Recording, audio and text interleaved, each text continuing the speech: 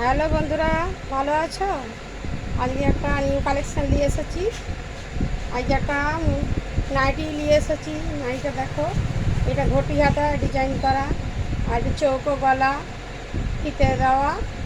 এই দেখো, অনেক লম্বা আছে, কিন্তু পাড়টা দেখো, পুরো পাড় ভালো আছে। ব্লু কালারের এটা, দেখতে থাকো। এর কালার আরও আছে।